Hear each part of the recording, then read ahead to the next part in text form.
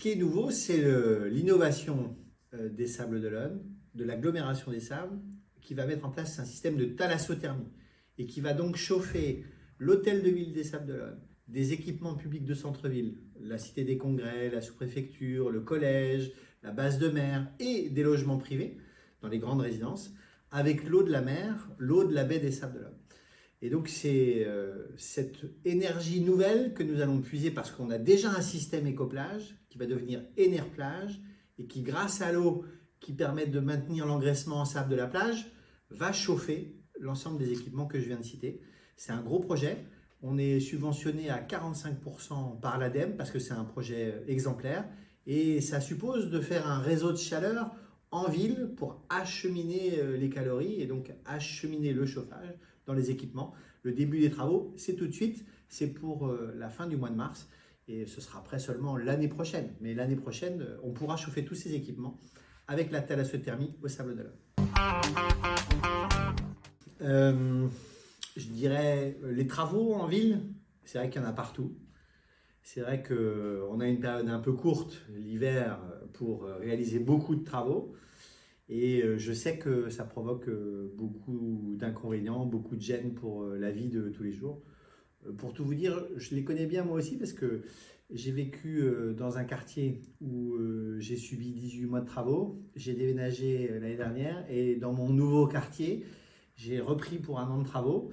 Donc je suis content quand ça s'arrête. Moi aussi, je suis comme vous, hein, je suis concerné. Mais en même temps, notre responsabilité d'élu, c'est de ne pas accepter qu'on ait des fuites dans les réseaux d'eau usée qui viennent après polluer la dune, polluer le milieu naturel, qui se retrouvent dans les fossés, dans le chenal et sur la plage. Notre responsabilité, c'est d'améliorer le cadre de vie des Sablais et donc il faut parfois souffrir pour être belle.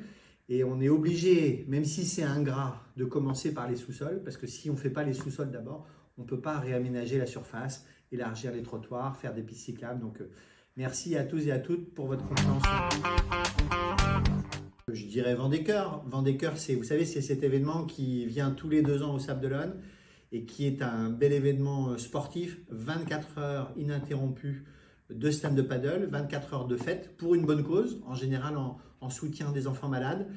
Ça arrive au mois de juin, hein, le Vendée-Cœur c'est au mois de juin, mais les inscriptions commencent dans les prochains jours. Alors à vous de constituer des équipes de 8 à 10 personnes pour vous inscrire, pour vivre 24 heures de fête dans la Chenou en stand-up paddle et pour aider les enfants malades.